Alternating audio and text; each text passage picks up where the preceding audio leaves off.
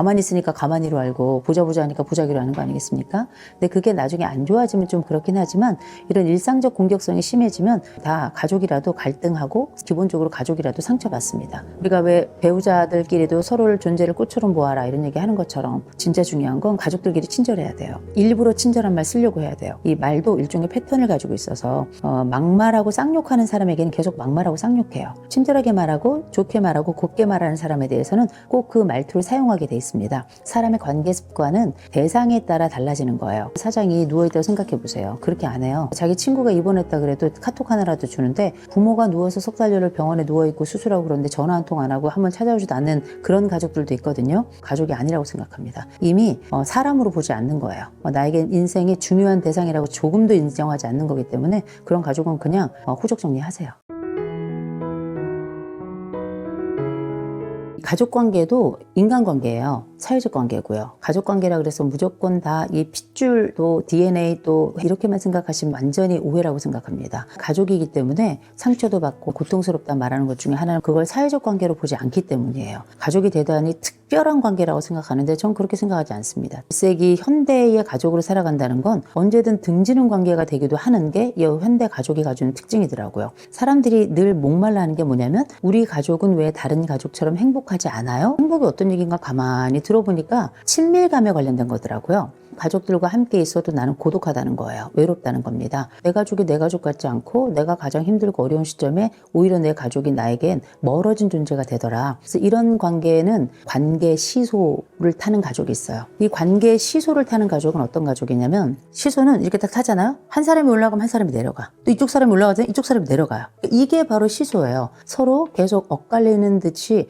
하나의 기구 속에 있지만 서로 다른 위치를 계속 점하게 되는, 다른 사람이 내려가 있다는 걸 인지 못하고 또 내가 올라가기 위해서는 다른 사람을 끌어내려야 되는 이런 관계 속에 살아가는 가족들은 외로울 수밖에 없어요. 내가 혼자 공중에 붕 떴다 싶으면 다른 가족들은 다 떨어져 있고, 내가 아래쪽에 내려가 있어 고통스럽다 싶을 때는 또 다른 가족들은 저 위에 올라가 있는 것 같고, 같은 시소 속에서도 재미가 없죠. 때로는 이 균형을 잘 맞추면 내가 하늘까지 올라갈 기회를 갖게 되는 거고, 또 다시 내려가서 점핑할 수 있는 만한 반동의 힘을 또 받게 되는 거잖아요. 가족관계라는 게 굉장히 모호하고 어렵고 힘듭니다. 근데 이런 시소 같은 가족도 있다면 또 다른 가족들도 있어요. 너무 친밀한, 이게 말이 친밀이지 심하게 밀착되어 있는 가족들이 있어요. 이 가족관계라는 게 이게 약간 피부 같아요. 피부를 이렇게 계속 문지르잖아요. 계속 문지르는데 윤활제, 크림과 같은 윤활제가 없잖아요. 나중에 이게 까져가지고 피가 막 나잖아요. 가족 간에도 관계에 진물이 나는 집들이 있어요. 이 관계에 진물이 나는 집들은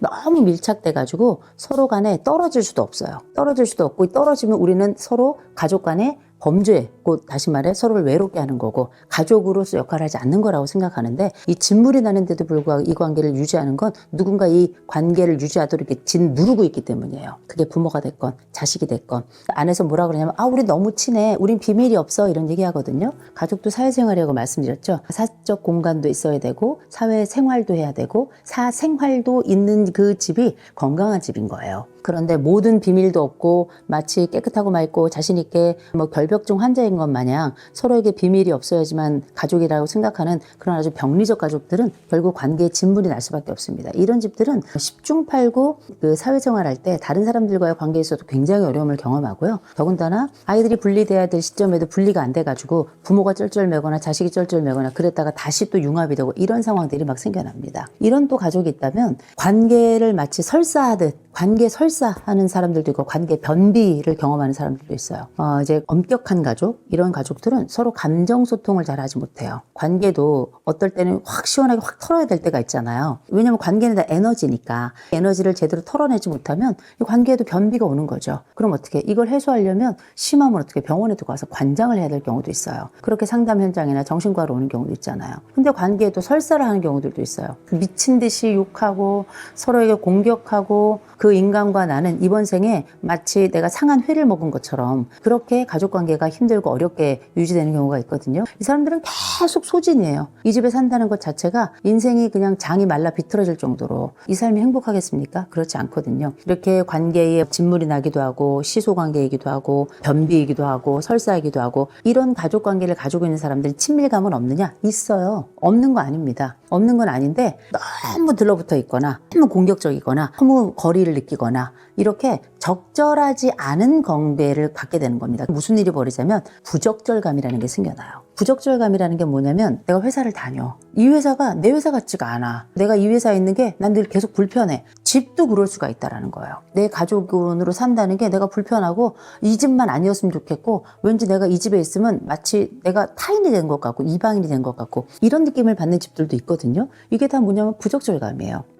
부적절감은 소속감의 정반대편이겠죠. 이 가족과 함께 지내는 이 모든 순간들, 반드시 저녁에 해가 지고 나면 집으로 들어가야 되는 사람들에게는 고통이죠. 어려움이죠. 굉장히 힘든 순간이 되는 거예요. 매일이. 이 친밀감이라고 하는 게 굉장히 다양할 수 있다는 거. 내가 생각하는 친밀감이라고 하는 게 내 가족이 생각하는 친밀감과 같은 양, 같은 수준이 아닐 수도 있다는 거. 친밀감이란 이름이 병리적이 되거나 경우에 따라서는 이 다른 형태, 다툼이 잦다든지 욕을 한다든지 서로 막 고통스럽게 하는 것 자체를 친밀감으로 오해하는 경우도 있다라는 말씀을 드린 겁니다. 가족 내 친밀감을 어떤 식으로 갖는 게 좋은가에 대한 생각을 해보게 되죠. 적절한 친밀감이라는 말씀을 드리고 싶어요. 이게 진짜 어려운 말이에요. 요리해 보셨어요? 요리를 하잖아요. 엄마들이 꼭 그런다. 양념을 그냥 적당히 넣어 이런 얘기예요. 양념을 소금 적당히 넣으래요. 후추, 고춧가루 적당히 넣으래. 제가 넣어봤거든요. 그 음식은 못 먹어요.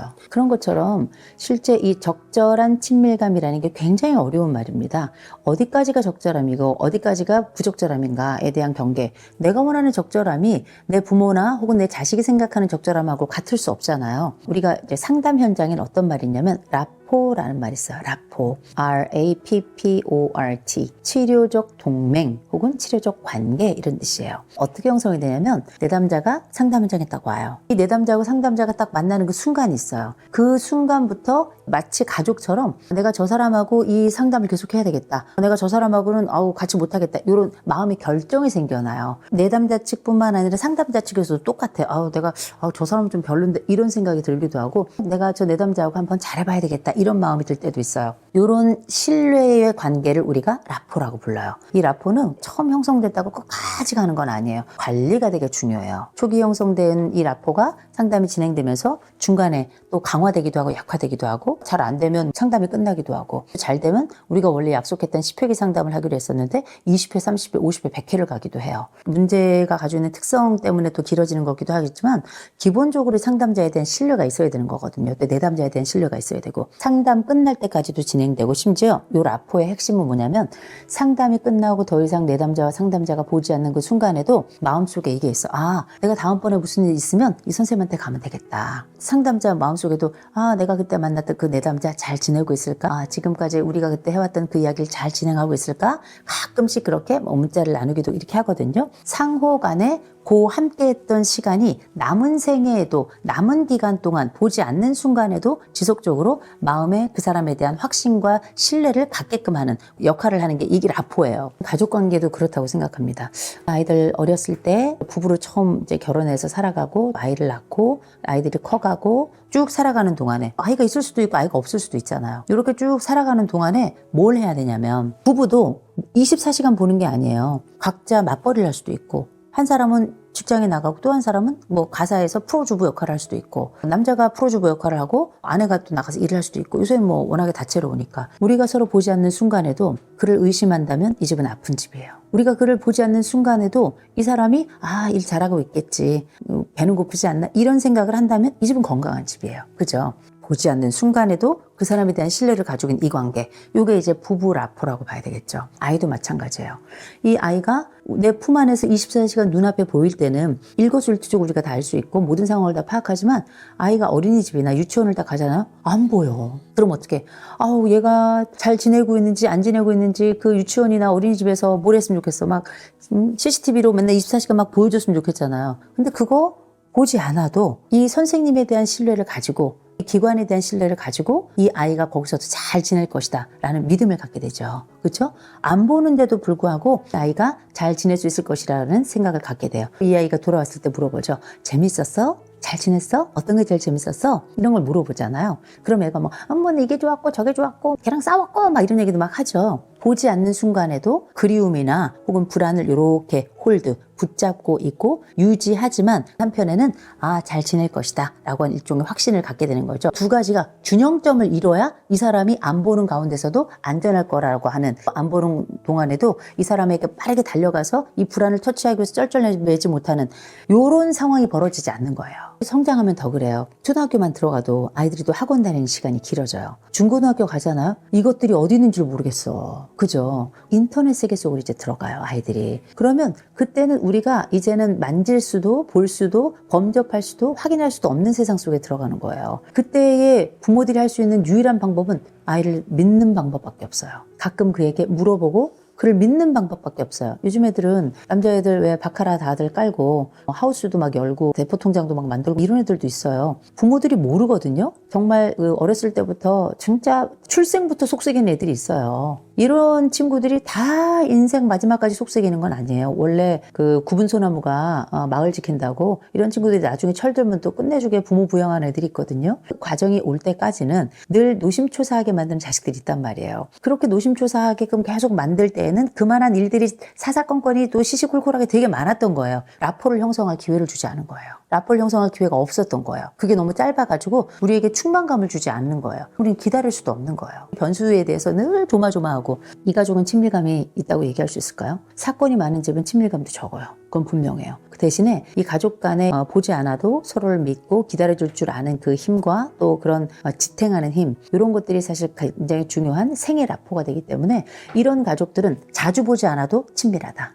무조건 자주 봐야 된다고 친밀해지는 건 아니에요. 물론 자주 보면 할 얘기가 좀 많아지긴 해요. 생애 라포라고 하는 건, 가족 라포라고 하는 건 자주 보지 못한다 하더라도 그에 대한 믿음을 갖는 것, 자주 보지 못한다 하더라도 이 사랑이 쉽게 식거나 쉽게 흔들리지 않는다는 걸 인식하는 그것이라고 저는 생각을 합니다. 이러한 그 적절한 친밀감을 유지하기 위해서는 어떤 게 필요할까도 있겠죠. 이 친밀감을 유지하기 위해서는 적어도 연락은 중요하다. 직접적으로 만나지 못하더라도, 자주 만나면 제일 좋겠지만 직간접적인 연락은 필수다라고 말씀드립니다. 자녀들과 함께 있을 동안에 애들이 다 크면 자식들이 연락도 잘 안 하거든요. 또 자기 친구 세계, 또 자기 직업 세계에 빠지기 시작하면 이제 부모는 세이 굿바이예요. 가끔씩은 이런 말씀을 드립니다. 가족 간에도 알람은 좀 맞추자. 이 관계 알람이라는 건 어떤 거냐면 일주일에 한 번 정도는 알람 맞춰놓고 부모에게 한번 전화하자 라는 얘기 하는 거고, 한 달에 한 번은 알람 맞춰놓고 가족 식사하자라는 거예요. 아이들이 다 성장한 다음에는 같이 밥 먹는 것도 보통 일이 아닙니다. 가족끼리는 전 무조건, 부부는 무조건 하루에 한 끼 먹어라 이런 얘기예요. 이제 핵가족 얘기하는 거. 핵가족은 아무리 바빠도 일주일에 한 끼 밥 먹자. 원가족 포함해가지고 전체 가족이 있다면 그 가족은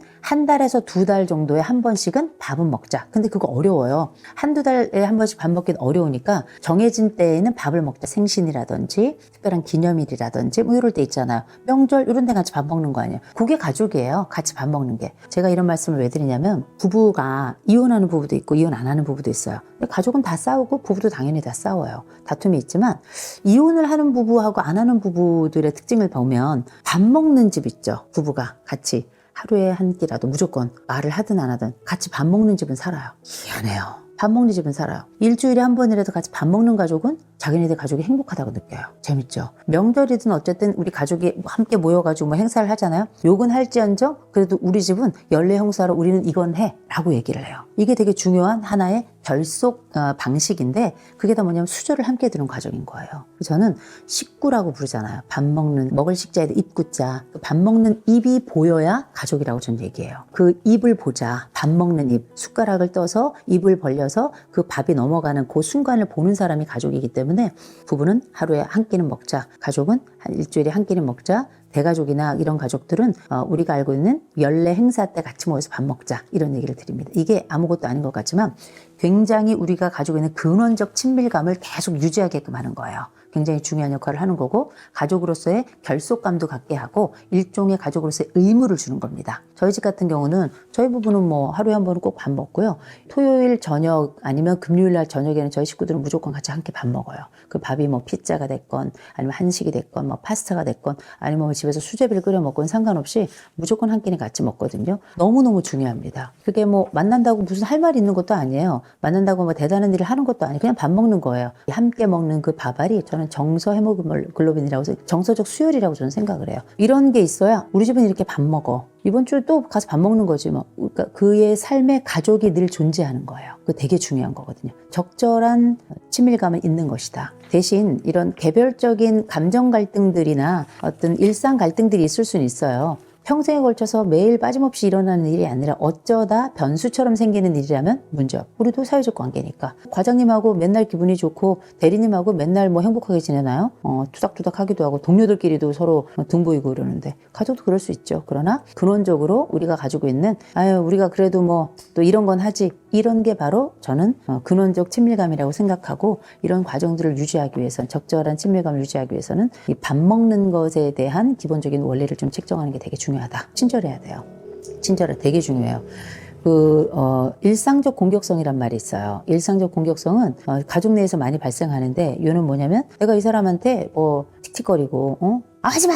짜증내고 이런 거 하잖아요. 이 가족들은 왜 도대체 밖에 나가서는 그렇게 정말 손이 발휘되도록 그냥 비비고 이렇게 친한 척하고 눈을 깜빡깜빡하고 하는 것들이 왜 집에 와서는 쌩 난린가 이런 생각을 하지만 보통 집 안에서 뭐 가족이니까 그런 게 아니라 일상적 공격성이 나타난다라고 표현하고 이 사람하고는 언제든 화해가 가능한 거예요. 이 사람한테는 언제든 수용이 가능할 뿐만 아니라 우리 관계는 언제든 회복이 가능하다라고 하는 아주 근원적 믿음이 있기 때문에 가만히 있으니까 가만히로 알고 보자 하니까 보자기로 하는 거 아니겠습니까? 근데 그게 나중에 안 좋아지면 좀 그렇긴 하지만 이런 일상적 공격성이 심해지면 다 가족이라도 갈등하고 기본적으로 가족이라도 상처받습니다. 우리가 왜 배우자들끼리도 서로를 존재를 꽃처럼 보아라 이런 얘기 하는 것처럼 진짜 중요한 건 가족들끼리 친절해야 돼요. 일부러 친절한 말 쓰려고 해야 돼요. 이 말도 일종의 패턴을 가지고 있어서 막말하고 쌍욕하는 사람에게는 계속 막말하고 쌍욕해요. 친절하게 말하고 좋게 말하고 곱게 말하는 사람에 대해서는 꼭 그 말투를 사용하게 돼 있습니다. 사람의 관계 습관은 대상에 따라 달라지는 거예요. 내 가족에게 우리가 밥 먹는 거 되게 중요한데 친절하게 말하는 건 둘도 없이 중요합니다. 세 번째, 가족이 가지고 있는 또 특수성 중에 하나죠. 싸워도 위기 순간에는 함께해라. 이게 되게 중요해요. 세상 섭섭할 수가 없어요. 이를테면 내가 석 달여를